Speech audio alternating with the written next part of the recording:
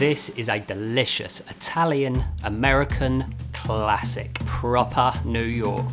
This here is sausage and peppers with rigatoni, and I'm going to show you how to make it right now. So let's do it. So guys, today, sausage and peppers. This is a classic Italian-American dish. It typically will come in the form of like a sub sandwich and often with a drizzle of marinara sauce, but you can also use it as a sauce for pasta. So we're going to be making classic sausage and peppers, finishing it off with a little red wine and passata, and that is going to be the sauce for our rigatoni. So the first ingredient we need is an onion, and we're basically going to cut the onion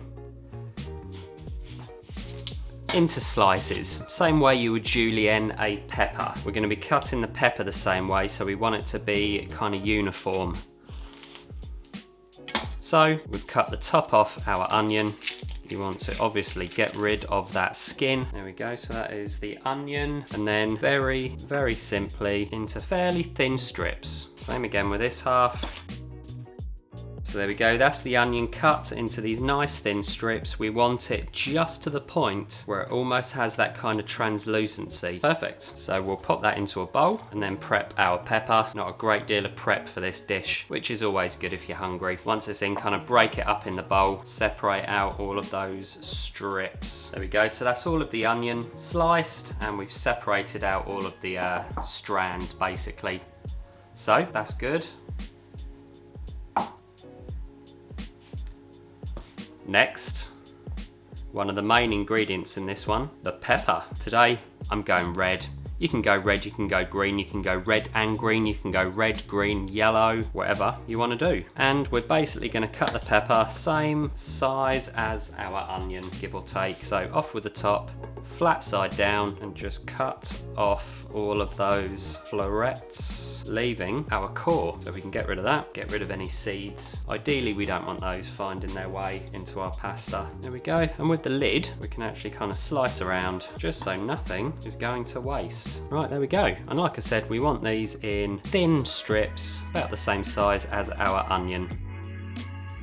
There we go. So there we have it in these small little strips. We don't want them too long. We don't want them too thick and fat, so that there is going to be spot on. They will really soften when we cook them, so they don't necessarily have to be wafer thin, but a little bit thinner than normal, just so it works well as kind of a sauce. Sausage and peppers really is such a delicious combination of flavors. The sweetness from the pepper just works absolutely perfectly with the nice meatiness of the sausage, particularly in my opinion if you use a good Italian fennel sausage. And if you can't find it, then just add a little pinch of fennel seeds. And like I say, classically this is kind of a sandwich, like a sub sandwich, but it does make for a great pasta sauce as well. And it's relatively quick. It's not the kind of meat sauce that you need to be cooking for hours and hours. There we go, keeping everything roughly the same size.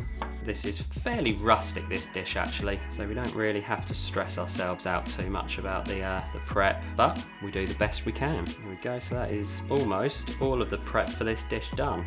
And one thing we're going to be doing is we actually cook the sausage first whole, and then from there we take the sausage out of the pan at the point that the onion and pepper goes in, and we saute off the onion and pepper, and then just at the point we're happy, we slice or cut and dice up our sausage, and that goes back in again. We don't want whole sausages. We also don't want to remove the skin and have it kind of like sausage mincemeat. We want chunks or slices or pieces of sausage in the sauce. So there we have all of our pepper for our sausage and pepper. Perfect size little strips, not too big, not too small, just right. So this goes into the same bowl as our onions, and as you can see, we roughly speaking want to have equal amounts of each.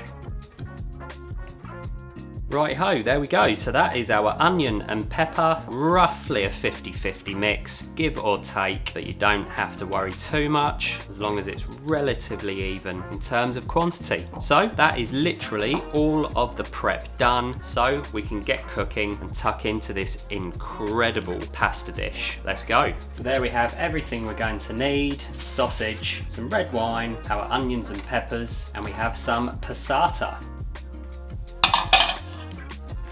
We want a high-walled frying pan on the hob.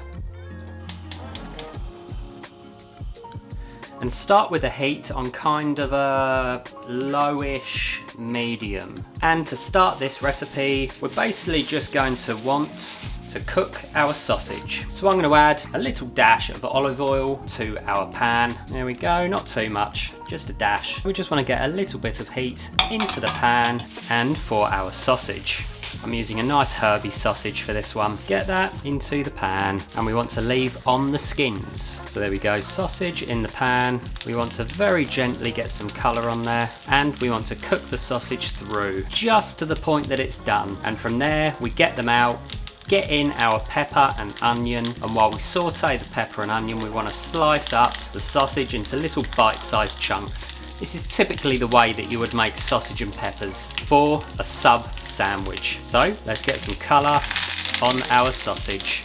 Use the pan to your advantage. You can get the sausages in the corners. We want to evenly brown off all sides. So keep turning them. These sausages are going to take about 12 to 15 minutes at this temperature, fairly low. You don't want to cook sausages too aggressively, because by the time the centre is cooked through, the outside will be overcooked. So keep on turning. We don't want to season the sausage. It will already be seasoned, but we are going to season our onion and peppers. So there we go, we're about 4 minutes in. We're getting some beautiful even caramelisation on these sausages, but they're not cooked yet, so a bit of time, bit of patience is all worth it in the end. You do want to keep these moving. You don't want to let them sit on one side for too long, or else they get a little too brown and uneven. You can turn the heat down a touch. We've got some heat in that pan. We've got some caramelisation. We basically just want to cook the centre of the sausage through now, which is going to take another 7 to 8 minutes. So yeah, there we go. As you can see, beautiful even colour, getting nice and golden brown. They definitely do need a little bit longer. You can actually chuck the onions and peppers in at this point, and then there's a bit of a crossover where these need another like 7 minutes or so. These need like between 7 and 10 minutes to saute off, or the sausage goes back in. But because we've just cooked this sausage and we want to cut it into bite-sized little pieces, I like to just cook it off, separate it, get that lot in, and then this has about 4 to 5 minutes basically to relax and to rest before we cut it up, just so all the juices don't just spill out everywhere and we lose all that flavour. Sausages are very nearly there now. Basically, we're going to give them about 3 to 5 more minutes, probably closer to 3, and then remove them, and then it's time for the onion and pepper, which won't take a great deal of time to cook. We don't want pepper and onion to have a lot of colour on there. We don't really want it to like singe. We essentially want to sweat it down to get it nice and soft, get a slight touch of colour, but nothing major, and then our sliced sausage will go back in again. So another 2 minutes, and we're going to push on to the next stage. Right, so at this point, I'm happy with those sausages. I'm going to get those out, and then we're going in with the onion and pepper. Not quite enough oil in there, so I'm going to add a tiny little dash more olive oil.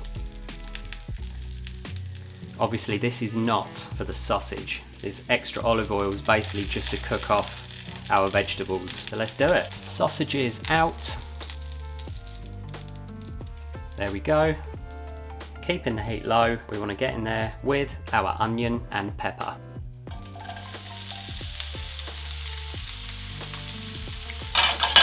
At this point, season with a little pinch of salt, a little hit of freshly ground black pepper. We want to sweat them down, but we don't want a huge amount of colour on them. Slight bit of browning is not going to do us any harm, but not too much. So give them a good stir. Make sure you coat all of the onion and pepper in that seasoning and olive oil, as well as all of that beautiful sausage fat that is in our pan. Like I said, as soon as we're ready with the onion pepper, that's the point when we're going to slice up the sausage and get that back in the pan. But this needs a little bit more time. We do want it nice and soft, as it is going into a pasta sauce. We don't want it to be mushy and overcooked, but we do want to remove that kind of raw crunch from it. So that'll take anywhere between 7 and 10 minutes roughly. Really nice, simple, humble dish this one. Very basic flavours, done really well. Keep it simple, maximise the flavours that are in it, and you will be rewarded with a seriously delicious pasta. There we go, we are getting that veg is softening up now, very close, and obviously it is going to cook in our pasta sauce as well, so another couple of ticks and sausage goes back in. So I'm just going to lose this for a second. There we have our sausage. We want a sharp knife and very simply just slice it into nice little bite-sized pieces. Keep an eye on this pan. There we go, sausage is in. We just want to give this one more minute before we hit it with our wine. As you can see, perfectly cooked sausage. We've got a slight touch of colour on the onion. Pepper is nice and soft, so that is pretty much ready for the next step. So heat can go up and we want to deglaze with red wine. Be generous, and we want that wine to reduce down until it is a nice sticky thick syrup. So keep that heat up and reduce down that wine. And again, do be generous with your wine. It adds an amazing sweetness that works with the sausage and the peppers incredibly. They were made for each other. Look at that, you can see the sausage getting nice and stained in that wine. Beautiful deep dark purple colour.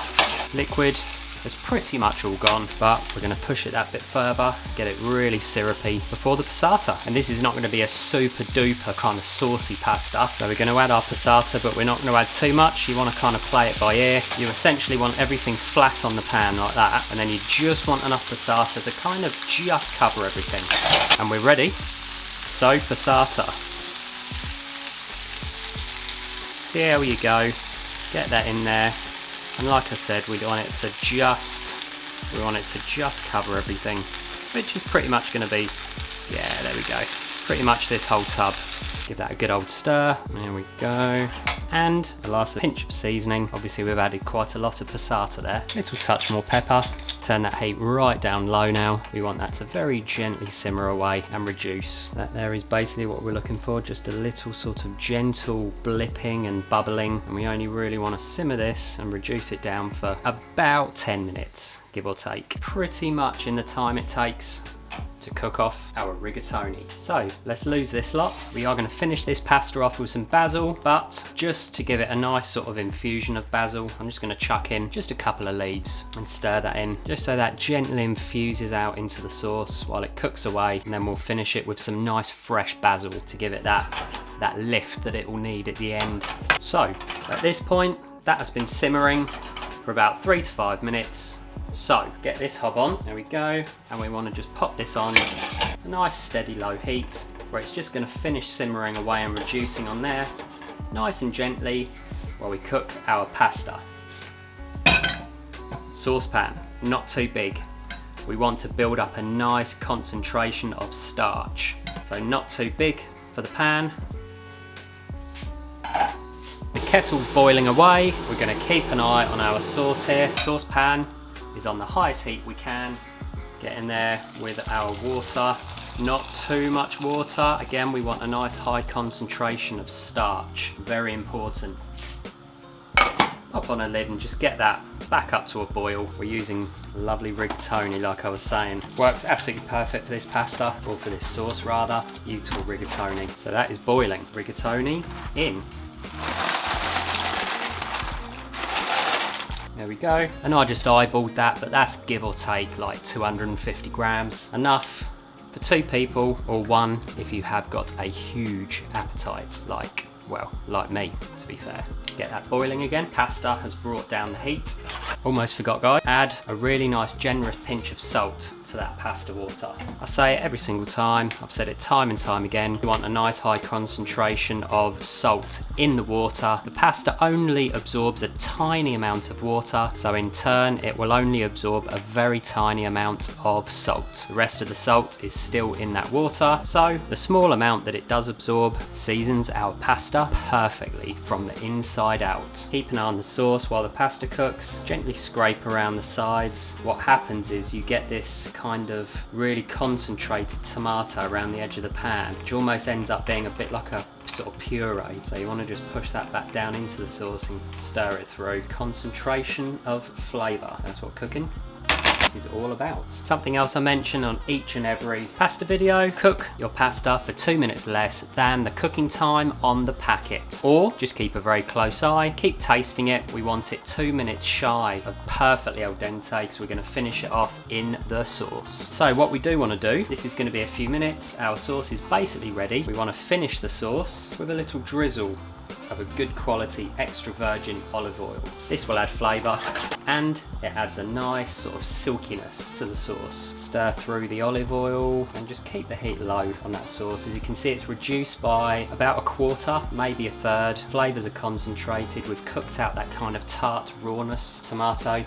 So it's basically ready, but we're just going to keep it warm, keep it ticking over while this finishes off. You do want to go by cooking times, but also very important to taste. So that needs a little bit more time. There's still a touch of sort of chalkiness to it almost. A bit hard, a bit too much bite. Another 3 minutes and we're going to be good. Keep stirring that sauce. Scrape down the edges. My goodness, I'm getting hungry. So the heat can go off on the sauce. We don't necessarily want it to cool down, but we just want to give it a moment to relax almost. Basil has done all it needs to do, so that can come out for pasta time. So that's been another couple of ticks. Let's get a little bit out and give it a bash. 1 minute, maybe 1:30, and we're good to go. It's killing me. It's going to be the longest minute of my life. 1 more minute. That sauce is delicious. Sausage and peppers is just sensational. That beautiful basil running through it. Really simple dish. The sweetness from the wine. And I think our pasta, if I'm right, should be good. That is basically, that is perfect. So what we want to do now, very quickly, is get ourselves a mug. Get that in there. Remove some of the pasta water, aka liquid gold. This we're going to drain, so I'm going to drain that off right the way down low, pasta back on, and we're going to add sauce to pasta so we can get just the right amount of sauciness. So get in there with a good ladle. Probably going to pretty much be all of it, but give it a good old stir. There we go. So that's a perfect sort of coating of pasta, but we do want a little bit more sauciness. So dash, just a dash of our pasta water. A little bit more sauce, always making a mess. Give it a last good stir. You can turn the heat up a touch very, very quickly, but be careful. Essentially just to emulsify the pasta water, the sauce, any oil in there, any fat from the sausage. And that, heat off, that there is spot on. So to finish, tear in some fresh basil leaves. Really tear, nice and rustic. Big bits, little bits, whatever the case may be. Perfect. Give that one last good old stirring up. Get that basil mixed through. It'll gently wilt down into our rigatoni. So just have a look at that. Absolutely beautiful. Nice and saucy. Some fresh basil, sausage, peppers, and rigatoni. Let's do it. We want a plate, spoon your rigatoni with sausage and peppers out onto the plate. And this is purely for demonstrational purposes only. I will not be eating all of that, honest, or will I? And there's only one way to finish this one off. Yes, you guessed it, with a really nice generous grating of some Parmigiano Reggiano, aged Parmigiano. So good. The king of cheeses. Look at that. That there is proper New York style Italian American sausage and peppers with rigatoni. Just because I want my plate to look lovely, particularly for the thumbnail picture, I'm going to finish it off with a nice big sprig of basil, again just for the aesthetics. Lovely jubbly. So that there is the most incredible sausage and peppers with rigatoni. Yum. Let's give this a try. Rich, unctuous, proper New York vibes. Italian American through and through. Whoa, it's like a warm hug. That tastes like the film Goodfellas or The Sopranos. Absolutely delicious. Meaty, juicy sausage, sweet peppers, a lovely hum, basil, rich tomato. You can taste that wine and obviously Parmesan. So good, so simple, really humble flavour. It is all about the quality of the ingredients and the perfection of the cooking. That pasta is beautifully al dente, perfect sort of unctuous bite. Sausage is incredible quality. The sweetness of those delicious peppers, it is great.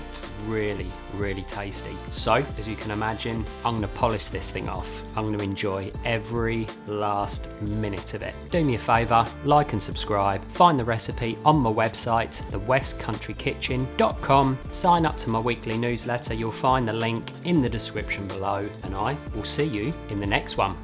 Take care, guys.